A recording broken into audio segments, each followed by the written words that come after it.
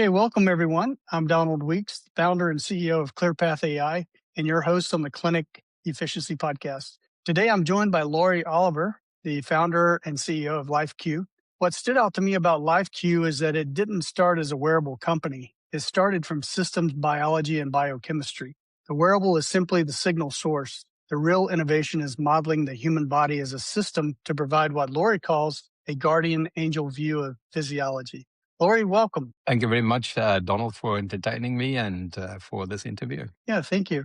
And Laurie, if you would, tell us a little bit about yourself and what prompted you to start LifeQ. Yeah, I think I'm actually coming from, first of all, from South Africa to the US. I moved here in 1999, coming from a very rural background, no technology, no electricity, no nothing. So very much exposed to the world where access to even to good healthcare was not the real thing. But in South Africa, moved to become part of the largest company there. Later served on the board of its industrial group, which I think at that stage Anglo American was a Fortune 200 company, so quite a large company.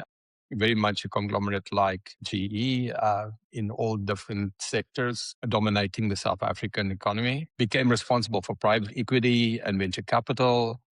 Through that, become involved in venture capital, involved in various funds, first as a LP, later as a fund manager, which I'm still today as well of.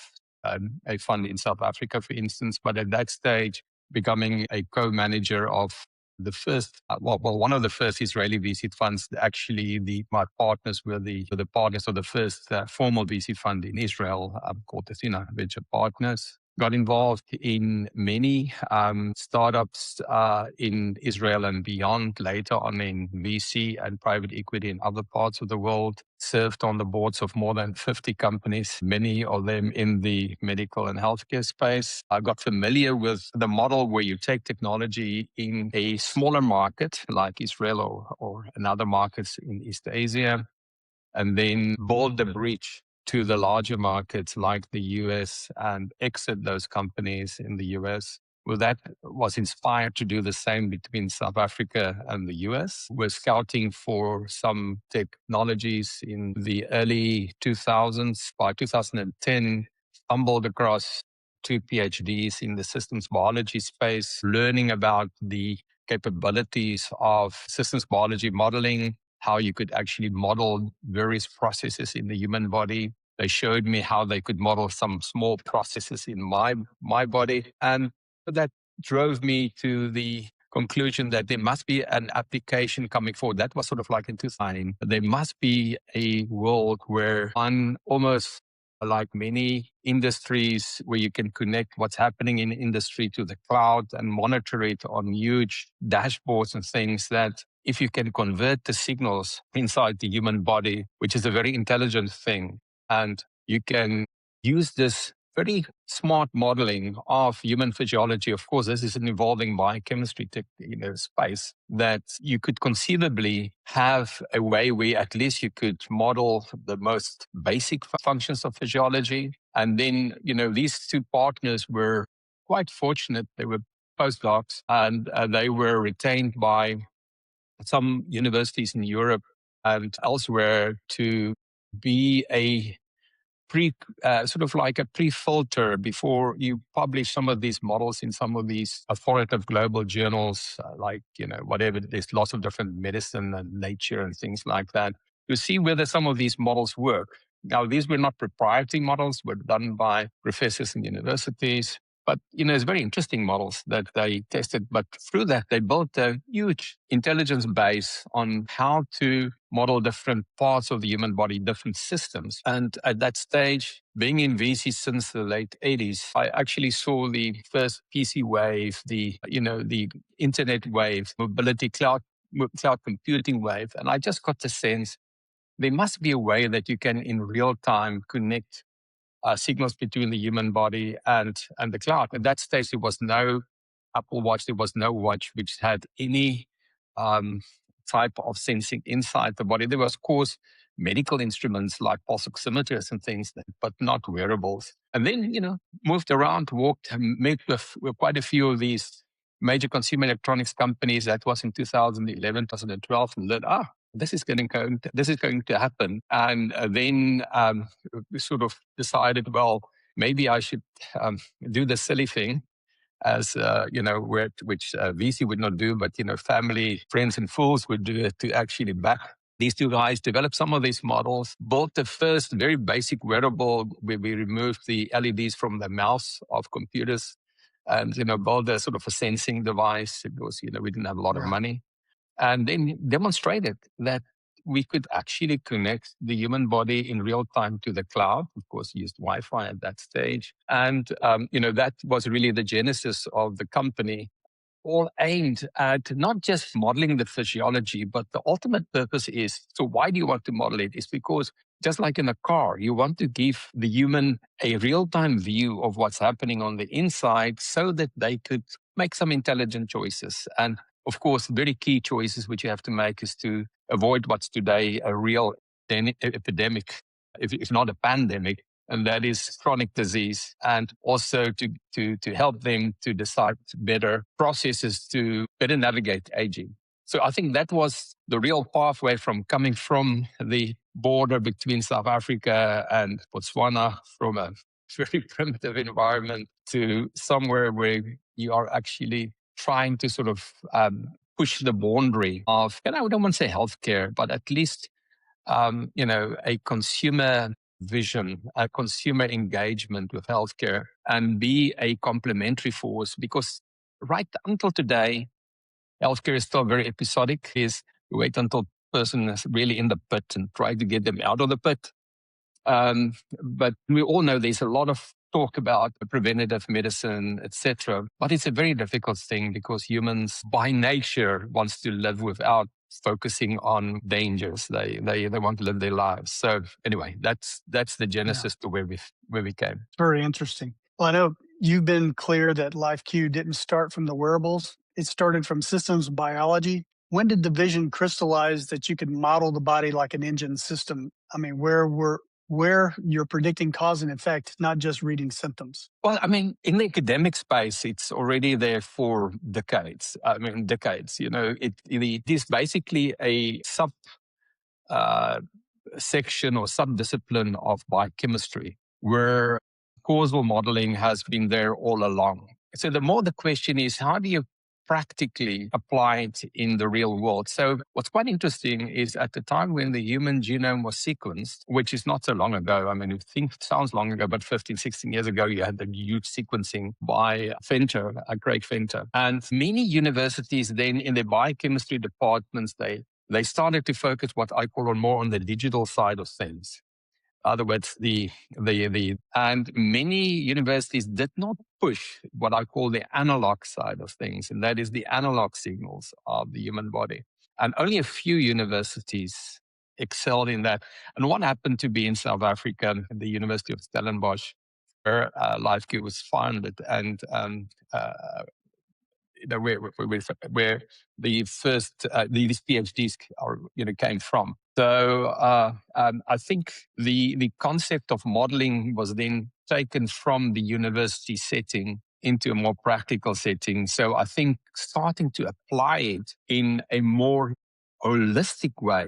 I don't know if any other company is doing that. I mean, there's small models even today. So the wearable industry developed a little bit differently, where you have some of the consumer electronics companies like Apple and Samsung, etc., and they have a signal, let's say like beat-to-beat intervals, and they would use a model to evolve the indication of AFib. But it's sort of like small contained models. It's not a holistic view of physiology, and it's more focused on a very specific disease or a problem area. LifeQ's whole health view is to look at this system as a whole, as you said, a general guardian angel, and therefore applying the model for that. And of course, it's still in its infancy. We don't want to say that we do things perfectly. There's a lot of opportunity for growth, and maybe we're at 1% of the trajectory, but it's already, we can already come to very interesting conclusions. But I do want to emphasize, we're not a diagnostic. We are basically a more probabilistic offering which is supplementary to what the clinicians, sometimes they will say it's in the CDS space, the clinical decision support space. I don't even want to push it as hard as that. It is available there as context. But, it is where the alternative is no information, some information, if looked by the right person, could be very valuable. Right. Yeah. The phrase guardian angel view of physiology, what does that actually mean? I mean, especially for clinics. Well, if you think of, let's use a practical explanation of guardian angel. So you can have a guardian angel before someone is sick or being diagnosed with an issue. You can have a guardian angel after one is being diagnosed to make sure that recovery is on track. And then, once recovered, you can have a guardian angel to see that it's not reoccurring. And, or even if it's not fully recovered, to ongoing manage the, many chronic diseases and so it's really sort of like a universal end-to-end guardian angel. But guardian angel basically means it is something which is ambulatory, which is on your arm. It's watching you or on your body or wherever, watching you all the time. In our case, it's very important for driving these models. You can't have sporadic information. It has to be ongoing, continuous information. And therefore, the technology challenges that we have to solve to be able to leverage what was not designed to be a 24/7 continuous, sensor on the body, to actually be that and to be 24/7 connected to the cloud. Whereas, the whole mobility, the Bluetooth, stacks of phones not designed for that. Through Wi-Fi, Right. it's easy. And these days, with some wearables connecting directly to cellular capability, it's becoming more doable. But these were complex challenges that we had to solve to make sure that these models stay all along. So that guardian angel can therefore be very effective in, let's say, in the world of medical concierge, where in the medical environment, some people might come to them and say, listen, please have a continuous view of my body and warn me when something is going wrong. And I don't want to wait until I have cancer. Maybe you can warn me ahead of time if any things are trending towards that. And then, of course, so that's sort of like pre-clinic. Then, post-treatment, often, first of all, you want to know is that, let's say you go into treatment, is the treatment going in the right direction?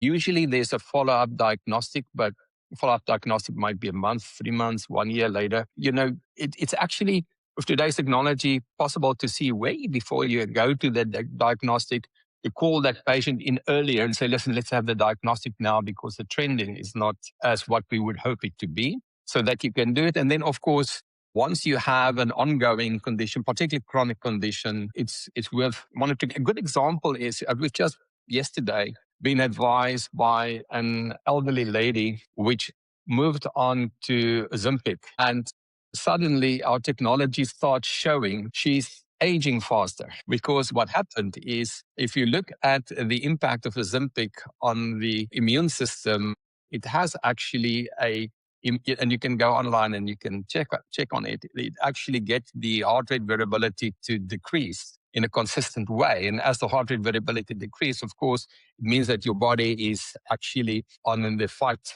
or flight. It's in a fighting mode, and and immediately our technology pick it up. So now you can actually decide, all right, how do I manage this process? And let me at least keep my eye on this to see that it's not going too far, if I may use that. And, it's just a different sensor that you can do. So it's a very interesting thing.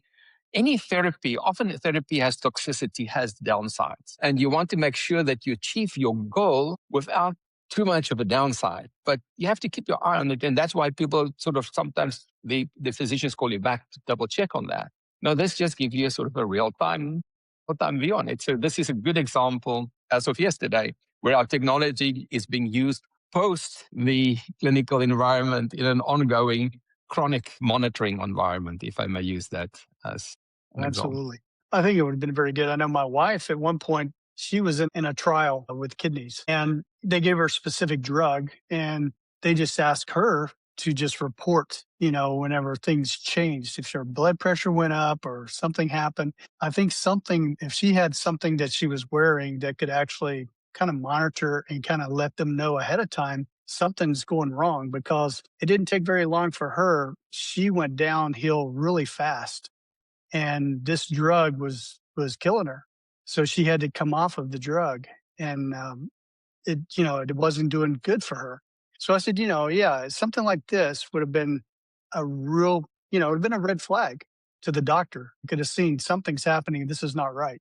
So yeah, that would have been very helpful. Yeah, I think another way of describing it is, we use the human brain for symptoms, and particularly for acute disease, our human brain can sense, well, I have a chest infection or something is not right. The problem is, for many of these other effects, the human brain is not trained to dial into that. And that's where you need the computer, which can operate at much finer sensitivity to pick up, any changes. Now, if you would have been in a hospital linked in the ICU to machinery, it would have picked it up, but you're not. So now that you sit with the system, so now they rely on your discipline, like or that of your wife, to go and do, the blood pressure, things like that. And your wife could have been very disciplined, but most humans ain't. And That's they right. don't even stick to taking their statins on time and things like that. Forget about to be disciplined on themselves.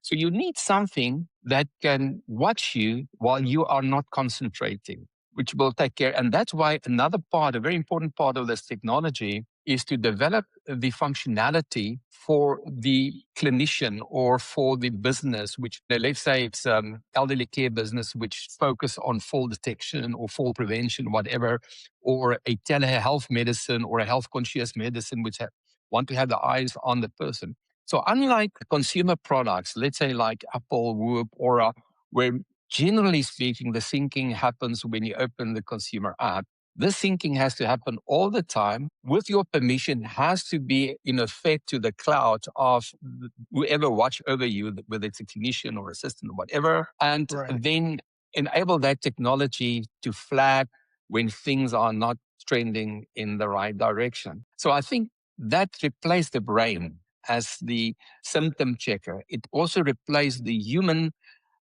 discipline as the checker while you're out of the medical setup and immediate medical supervision. So I think for those applications, these technologies can be super smart, and particularly these days, where chronic disease is really the big gorilla in the room, the big elephant in the room.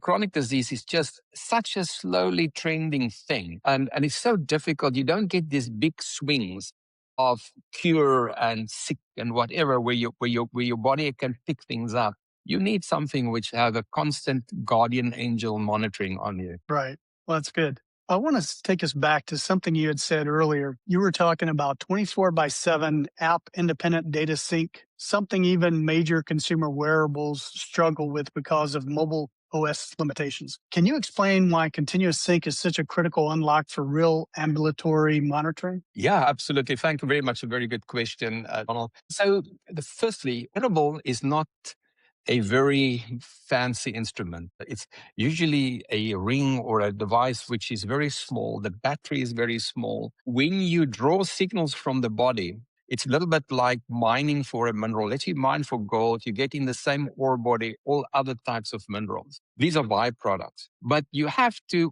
almost refine them out of the ore body as well. So what we have, a very easy signal out of the wearable is your heart rate. But there's a lot of other signals hidden there. But for instance, the change in the pressure of your inside your vascular structure, the speed of the blood going, the level of oxygen in the blood, for instance, the breathing rate that you can actually take. So these are all different signals being mined from the same basic signal into the body. And then you combine it with other signals like temperature signals, movement signals, and whatever.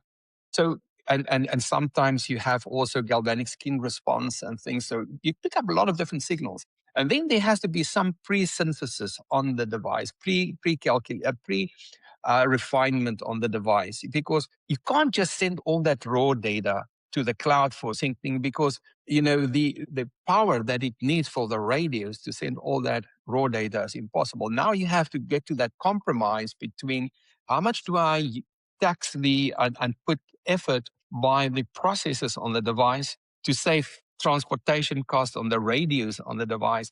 So there's always an optimization happening. And now you have the cloud. If the cloud is always connected, the cloud can then guide the device and say, I have enough of this information now. You can stop using your scarce battery resource on that and apply it on something else. If it's not 24/7 connected, it cannot give that instruction and you cannot actually have that sort of response by the device. So that's give you one example. The second thing is many a time, as you know, in this space, biology is very much circular processes. You take the Krebs cycle or whatever type of thing. Things are keep on happening in the body in a circular way all the time. And if you want to have a continuous view, you cannot just take snapshots, in all of this. You can't really get, sometimes to see whether something goes wrong is to see it in the context. A person stand up and you have to see, all right, what happened when they stand up or whatever. But how do you monitor when they stand up? So you can see on the accelerometer they stand up, but on the, the sensing on the vascular structure, you can sense something else, maybe, at the same time, and then you combine those sort of things. So you need all that stuff, happening in real time. Now, if we break the model and you start again 6 hours later, how do you continue? Because some of the data is now out of date, in this whole process. Right. And now you set with a very interesting thing. So the mobile phones are designed to handle a lot of applications through APIs. So ours is not really an application on a mobile phone. We integrate it in the device. So we're not an application on the device. We use the mobile phone only as a conduit to the cloud. So now what you said now is that all of these apps are having the right to the Bluetooth radios. If you are in a connected house, there's many things which are connected with Bluetooth through Alexa and all the things on your app. And therefore there has to be management rules by the phone. So if for instance I have earpods, if I put the Apple earpods in, it has a priority on the Bluetooth and it may cut Bluetooth for other things. So now suddenly you had these things in operation and suddenly it's stopped. So for us to make sense of that, we had to develop a lot of things around it to actually solve for those issues. So basically, we take a professional thing. I don't want to say a clinical thing or a medical thing. We take a professional thing and we put it in a consumerist, a best endeavor type of environment where it sometimes works and sometimes doesn't work. And therefore, you now have to, how do you actually get these things together? So we had to solve for those. And of course, a very easy way is if you have Wi-Fi connectivity and if you have cellular connectivity, but life is not like that. If you go into the, go touring or whatever, connectivity is not there. So we had to solve for those. And yes, we are making continuously improvements on that. But then we actually started to realize that even the operating systems on today's devices like Apple, Fitbit, whatever, is not designed in basic structure for what we want to do. And therefore, we had to work very hard and continue to do so to almost, can I say, change the use of the wearable from what it was originally designed for a consumer setting with some nice medical outputs like, as I mentioned, AFib or maybe even sleep apnea or some signals. But to make sure that we can use it much more as a continuous system of lots of signals going to this physiology, which then produce many biomarkers. But remember that our end product or our objective is not biomarkers. Our objective is to get insights from those biomarkers through understanding all the physiology together and then make that available to the human or the business or the clinician, wherever it is. We're not B2C, we're B2B2C. We are working with people which have an understanding as to what to do with that information, and they engage with their customers, being patients or policyholders or consumers or employees, whoever it might be. Very good. Well, Laurie, our audience is clinics and healthcare operators. Where do you see the biggest operational failure today between visits, and how does continuous physiology modeling fill that gap? It's amazing. Just before we started this call, I got a WhatsApp from a physician in South Africa, and he just asked me when is he going to get the next update of the dashboards, because In his case, he's doing more for corporate executive wellness, and he wants to follow those executives and things like that, even though he's clinician. We have another clinician, which have also came back to me maybe 4 hours ago, say, listen, we know that you have not yet rolled out, but we have many patients. We are following them with this. And they all know these are not replacing medical instruments, but they use it in a very sensible way to monitoring them. So my sense is in the clinical environment, there is a ongoing rapid curve of, can I say, absorption, familiarity with what we're doing by the clinicians. And people start learning that there's value to have this broader spectrum of biometrics, even if it's not all on clinical standard available. So it provides you with context when you do analyze. I was just for a different reason. One of my family members, for almost 2 weeks, visiting a hospital, visiting a lot of clinicians, etc. And sometimes they all stand around the bed in the ICU, and they try to find what's the best next step. And they talk to each other and they exchange views, etc. And of course, they have access to some ICU data and things like that. But any extra data would be helpful in that case. If they knew what happened with this person before they got to the hospital, and then even post the hospital when the person come back. And so that broader context is extremely helpful in the clinical world. And I think that's it. So it's not only the fact that you have this continuous eye and therefore can in advance before something is going too far, just call the person back. You have then an excuse. You have a reason to call back. And I think for that, and then the other thing, which is very important, I have so much sympathy for the clinicians today. It's a tough world. The patients come in, they see them 5 minutes, 7 minutes, 10 minutes, 15 minutes, and then they don't see them again. And they come and go and whatever. Lots of administration.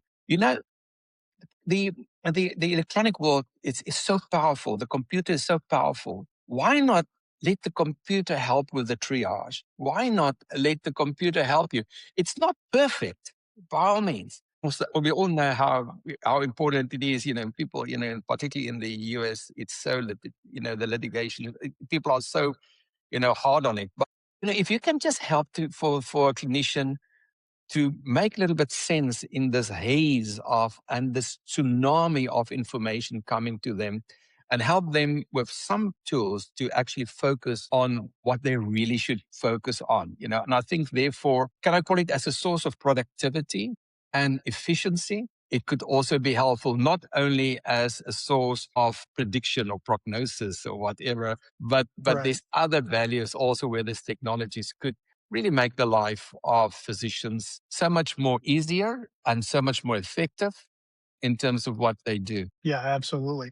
Well, one other thing I had here was you've deliberately avoided positioning LifeQ as a diagnostic medical device and have avoided the 510K clearance. That seems counterintuitive for many founders, but how did you come to that strategic decision? I think, let me just still say that we will still go through some of those processes just to get a good reputation. That's more a reputation. But to get the sort of like certifications for replacing medical devices, that's not our intention.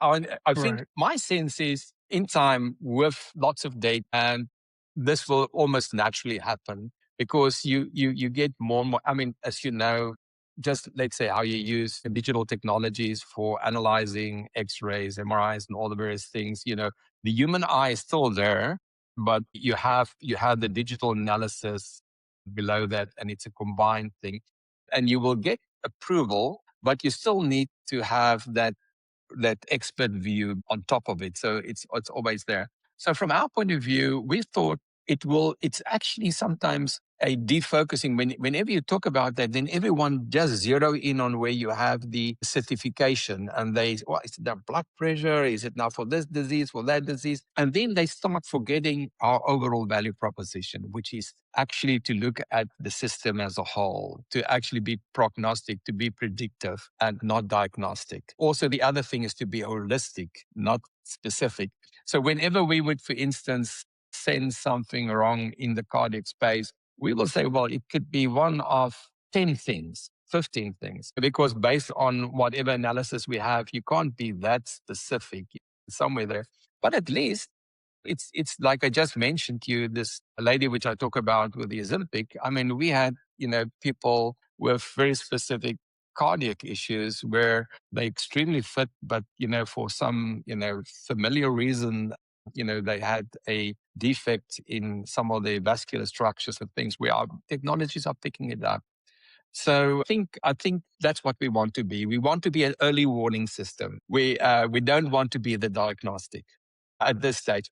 In time, I think the early warning system in some cases may even be as accurate or even sometimes even more accurate than some of the clinical technologies. And let me just qualify why I'm saying it. I've sat on the board of quite a few medical device companies. I know the process of having a gold standard and comparing using 510K or different PMA, whatever. I understand those processes. Ultimately, often these are still proxy models. It's not, it's not really measuring the real thing. You actually have a system which calculates things, and then you try to show that one system is as good at calculating it as the other system. And then, because that's the best which is available, that's why it's called the gold standard. So what we do is we also do calculations. We just have less access.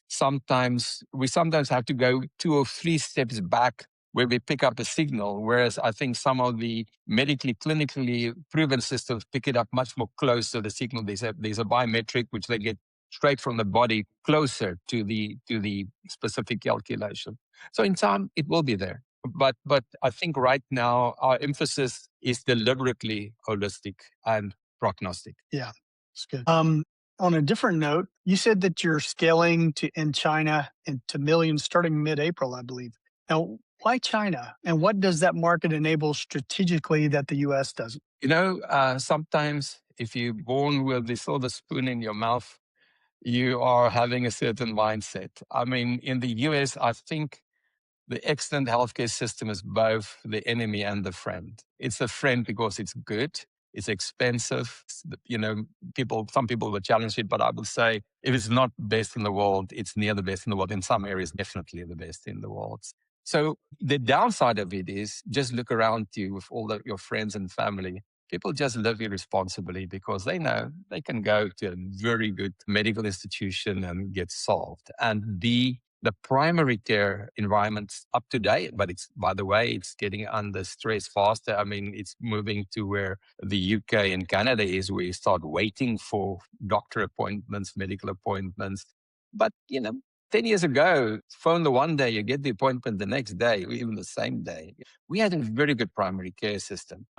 China actually have been very successful in the last 20 years of getting rice farmers and all out of those areas into the cities, into its, from poor class to, I would say class or sub-middle class, whatever, in China. So there's suddenly another 400 million people which have changed their basic needs from survival to good living. China has invested, you just have to go there and look at the highways and the railways and the infrastructure. It's really done very, very well. I mean, I don't know whether people really imagine how well it's being done, but where they are lacking is healthcare. And at the moment, still for most Chinese people, when I say healthcare, is primary healthcare, is to whenever they have an issue, the options are typically to go to the pharmacy, maybe a traditional Chinese healer, or to go to the emergency room. Going to the emergency room, you know what's happening in the US. You wait. You go there, you queue, you wait, and it takes time. It's a big thing. So what do? Sometimes they allow the thing to develop until it's too acute and then go there. It's a problem. So the lack of primary care infrastructure in China means that there's a more openness for a technology like this. And also, it's amazing if you compare the adoption of technology, exactly because these people come from a very poor environment into a quite a technology savvy environment, all in the question of 2 decades. There's quite an openness to try new things and to chuck it away quickly as well if it's not working, but they will do that. And therefore, we've just found good partners and there's less questions. I recall when we were starting to talk to this, You can talk to some of the healthcare institutions and things like that. They're all interested, but it's weighing, taking forever. Is it as good as, and you have to say, listen, we have to get the clinical community on side and things. It's now much better so than maybe 5-10 years ago. But I think in China, the need is just so much, the gap, the void is so much more clear. And there's a need to actually fill there. And that, by the way, if you then extend that and go to environments like India or where I'm originally from Africa, where there's not a good primary care environment, there people are looking for technology to help solve problems. In the US, well, we still have a fantastic environment, and everything in the US is sort of like, can I call it more incremental, more linear? It's not necessarily parabolic or quantum. So we want to look for linear improvements in terms of what we do, not really radical improvements. Whereas where you don't have it, radical improvements are fine. It's good. And I think our system is really a new way of thinking about things. And I'm not sure, there's saying, I think in the Bible, it's if you have an old wine cask and you throw in new wine, it can crack. That's sometimes how I think about the US. But That's it will right. come. It will come. You just have to show a little bit more momentum elsewhere, and it will be embraced. I'm hoping that there will be some US people coming to us and say, listen, hey, let's do it.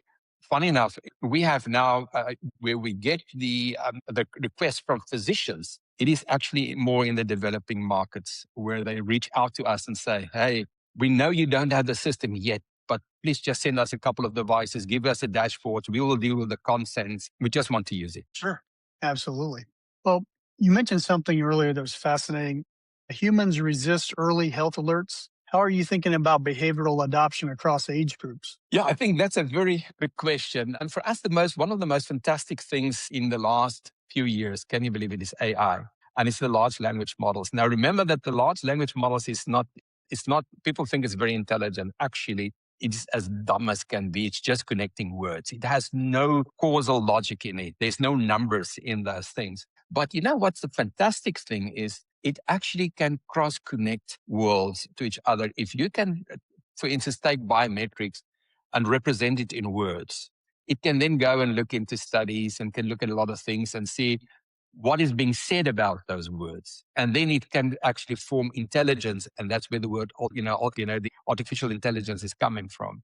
So why this is important is unlike fitness, where you have, or very specific applications like the cycles of females, or I will focus on fitness, which Whoop will focus on, or whatever type of thing.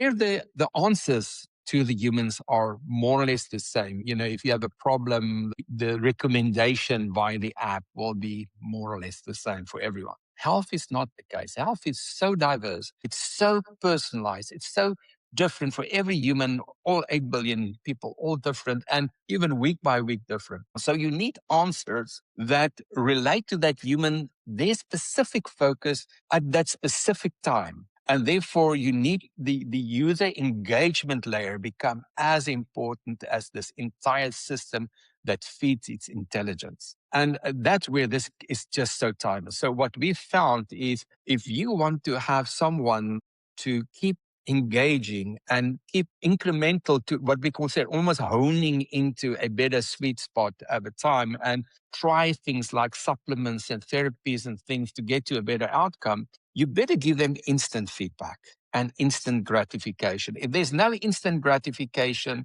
it's about, here's an interesting thing. If you take, for instance, a human and ask a human to pay $40 for an app on a phone per annum, they will hesitate because mostly it's free. Asking them to go the evening for dinner and pay $40 for a meal that evening, no problem with a glass of wine. They will just pay it.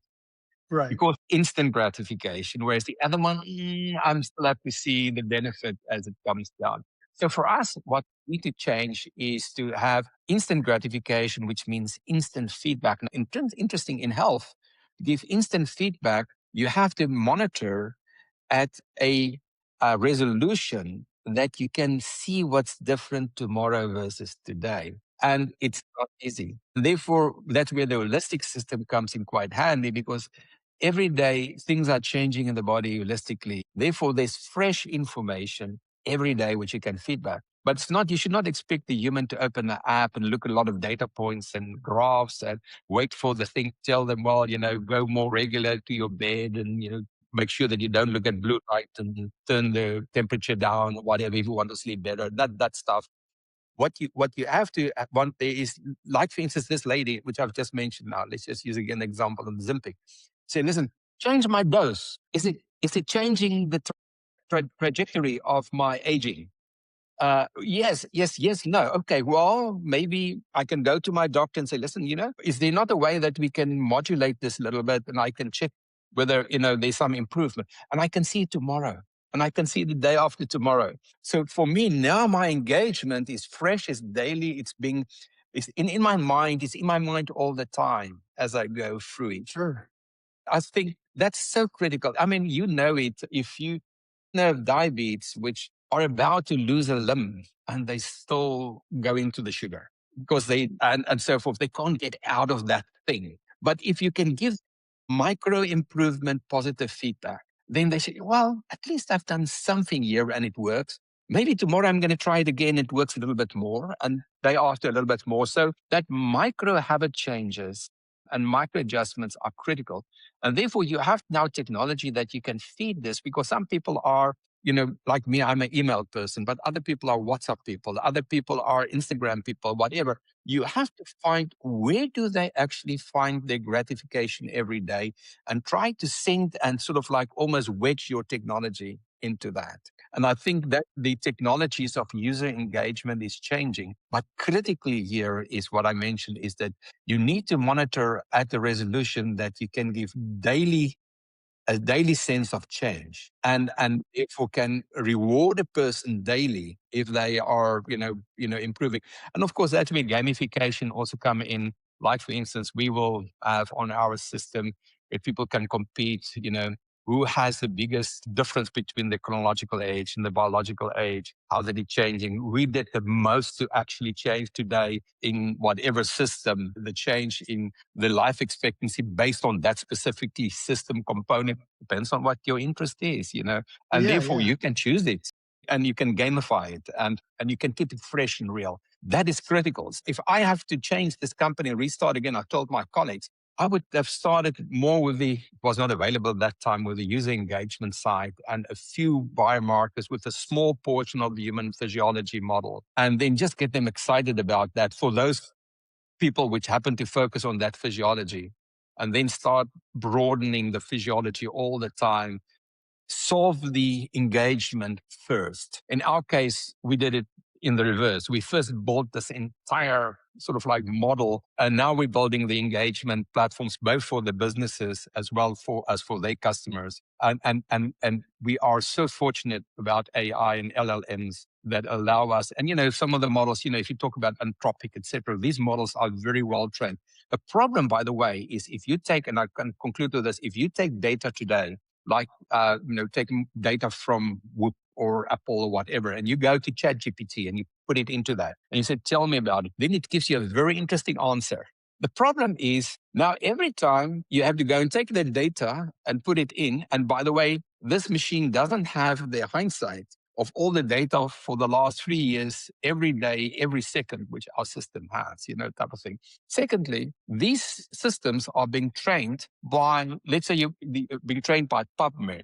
It's already been proven that whatever percentage, go and talk to whatever, some will say it's 20, some will say it's 50% of the data of some of these studies are already out of date. Now, this model has no intelligence. It just looks at words. How does this model know which of those data is out of date and which are the right ones? So you have to put the guardrails and things that you build around these AI models becomes really the key defining factor of the model, not so much the model itself, but the guardrails and how you actually prevent it, hallucination, prevent it to actually mix good data with bad data in terms of getting to conclusions. I think this is the thing, this is a problem which people face. Some people try to sort of use what they call aggregators of biometrics and feed it into these models. And we just say, listen, right. So it's sort of like flipping a coin. You can be 50% of the chances, probably the answer is right. And 50% of the chances the answer is wrong. You just don't know which of the 50% it is. That's right. That's right. Well, Laurie, thank you so much for sharing your insights. I think this was incredibly valuable, and I really appreciate your time and openness. I thank you, Donald, for this. And, I just hope that we can play a role, in the US very soon. And, hopefully by the end of this year, we will have enough adoption in other markets that we can come to the US and not that will be less difficult to actually show to them there's value to and not a threat by bringing this close to the current clinical world. Thank you.